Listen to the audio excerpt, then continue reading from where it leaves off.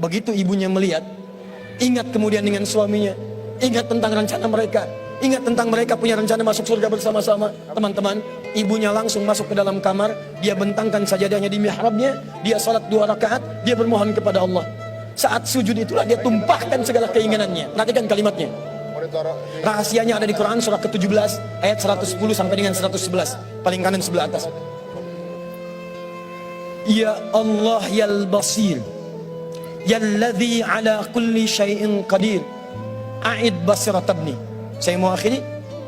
Ketika tumpah air matanya dia katakan, ya Allah yang maha melihat, mohon kembalikan penglihatan anak saya. Yal basir, yalladzi ala kulli syai'in qadir, a'id basirat ibni.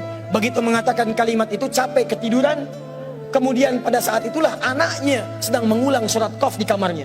Begitu ibunya mengatakan ya al-basir, anaknya sampai pada ayat ke-22. Laqad kunta fi ghaflatin min hadza fakashafna 'anka ghita'aka wa basaruka al-yawma hadid. Ibunya menyebut ya al-basir, anaknya sampai di ayat wa basaruka al-yawma hadid. Dulu pandanganmu tertutup, sekarang kami akan buka, kamu akan melihat setelah ini dengan setajam-tajamnya. Ayat ini sebetulnya kemuliaan akhirat, tapi diturunkan mendapatkan kemuliaan dunia. Maulaya salli wa sallim daiman abada ala habibika khairil khalqi kullihim. Dan bayangkan, apakah Anda sudi diwafatkan dalam keadaan seperti ini yang belum baik?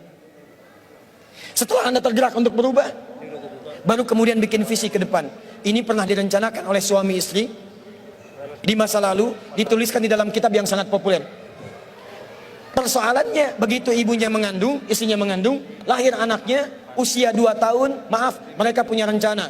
Anak ini insya Allah kita akan didik jadi lebih baik, keluarga kita lebih baik, anak ini akan jadi ulama. Qadarullah usia 2 tahun, ayahnya meninggal. Ini kisah nyata. Ibunya ingat, saya tetap pertahankan untuk berubah, jadi lebih baik. Walaupun ayah tidak ada, saya single parent. Saya rawat anak ini sebaik-baik. Usia 4 tahun, anak ini, maaf ya, terkena penyakit buta permanen. Hijrah tidak akan sepi dengan ujian. Suami meninggal, single parent, anaknya kemudian buta permanen. Apa yang dilakukan oleh ibunya? Ibunya tetap berpedoman, Allah pasti akan berikan yang terbaik. Anak ini kemudian terus didoakan, bangkit di malam hari, perbanyak kemudian tingkatkan ibadah. Ingat ya rumus ini, orang tua yang rajin ibadah maka boleh jadi kebaikannya akan diturunkan pada anaknya. Ibunya yang berdoa, anaknya yang mendapatkan bagiannya. Matanya buta tapi diganti oleh Allah dengan ingatan yang luar biasa. Kalau Anda bacakan satu kalimat, satu baris ini, satu lembar buku dibacakan oleh Anda satu halaman, maka seketika dia akan ingat seketika tanpa diulang, dengan titik, dengan komanya. Anak ini kemudian dibawa ke sekolah Al-Quran, dimasukkan talaki ke syekh di sana. Syekh di situ kemudian membacakan pada saat itu surat Qaf, surah ke-50. Qaf dibacakan sampai akhir ayatnya.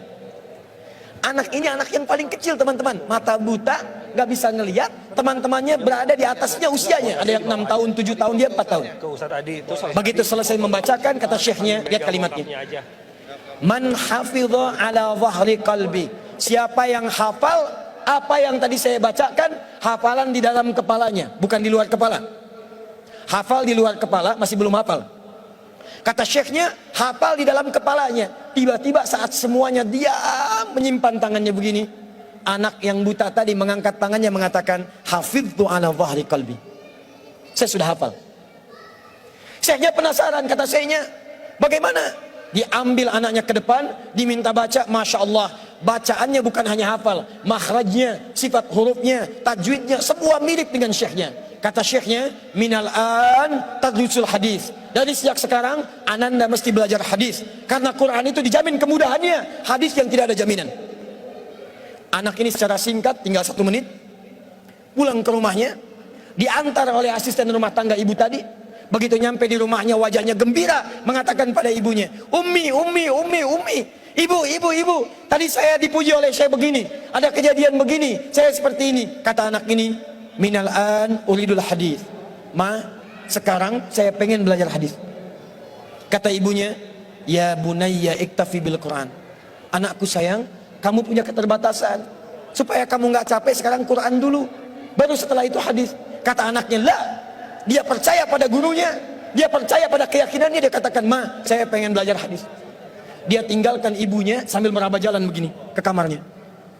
Perhatikan baik-baik. Begitu ibunya melihat, ingat kemudian dengan suaminya, ingat tentang rencana mereka, ingat tentang mereka punya rencana masuk surga bersama-sama. Teman-teman, ibunya langsung masuk ke dalam kamar, dia bentangkan sajadahnya di mihrabnya, dia salat 2 rakaat, dia bermohon kepada Allah.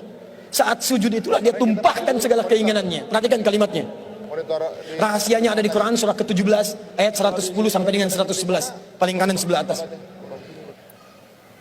Ya Allah yal basir, yalladzi ala kulli syai'in qadir, a'id basirat ibni. Saya mau akhiri.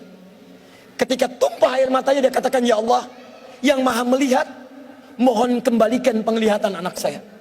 Yal basir, yalladzi ala kulli syai'in qadir, a'id basirat ibni. Begitu mengatakan kalimat itu capek ketiduran. Kemudian pada saat itulah anaknya sedang mengulang surat Qaf di kamarnya. Begitu ibunya mengatakan yal basir, anaknya sampai pada ayat ke-22.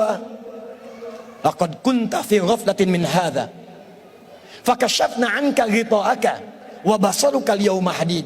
Ibunya menyebut yal basir, anaknya sampai di ayat wa basaruka al-yawma hadid.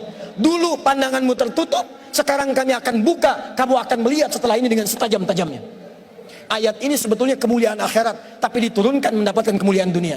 Tiba-tiba setelah baca ayat ini, ibunya berdoa, bersamaan kalimatnya, tiba-tiba terbuka pandangannya. Anak ini bisa melihat kembali. Saking kagetnya dia lompat, dia kejar ibunya. Ummi laqad ra'ait. Ma, saya bisa lihat lagi. Ma, saya bisa lihat lagi. Ibunya kaget kemudian terbangun. Dia peluk anaknya, dia katakan, "Nah, mungkin kamu melihat bukan dengan hatimu. Kamu melihat bukan dengan matamu. Rubbama ra'aita biqalbik, laisa bi'ainik." Mungkin bukan matamu tapi hatimu. Waktu habis. Kisah belum selesai. Tinggal 1 menit. Boleh 1 menit? Lihat sini. Kata anaknya, "Mah, saya melihat dengan mata saya. Ini mama pakai baju ini. Di sekitar kita ada benda-benda ini." Allahu Akbar. Ibunya kemudian yakin anak itu bisa melihat. Dipeluklah anaknya. Keduanya kemudian menangis. Dan ibunya sejak saat itu yakin bahwa anak ini punya kemuliaan besar di masa depan. Maka disekolahkanlah kemudian tempat-tempat terbaik. Belajar hadis terbaik. Diingat segalanya. Cepat luar biasa. Anak ini kemudian dikenal dengan luar biasa di masa depan. Nama anak ini adalah Muhammad. Bapaknya yang meninggal namanya Ismail. Kakeknya namanya Ibrahim. Kakek buyutnya Al-Mughirah. Eyang buyutnya Al-Bardizbah. Tinggal di kecamatan Ju'fah, di Kabupaten Bukhara, Provinsi Khorasan, negara Uzbekistan sekarang. Kelak di kemudian hari, dia dikenal dengan nama daerahnya Bukhara, dengan Al-Bukhari. Itulah kisah Imam Al-Bukhari. 2 orang suami istri yang bersiap merubah hidupnya, diturunkan pada anaknya, dan kemuliaan itu diraih. Saya yakin kalau Anda berhijrah malam ini, boleh jadi yang hafal Quran mungkin anaknya, mungkin cucunya, mungkin turunan-turunan Anda. Tapi ketahuilah, ketika Anda punya peran di dalamnya, maka surga akan disiapkan untuk semua Anda satu keluarga besar. Saya mohon izin pada panitia, saya ingin persaudarakan Anda semua supaya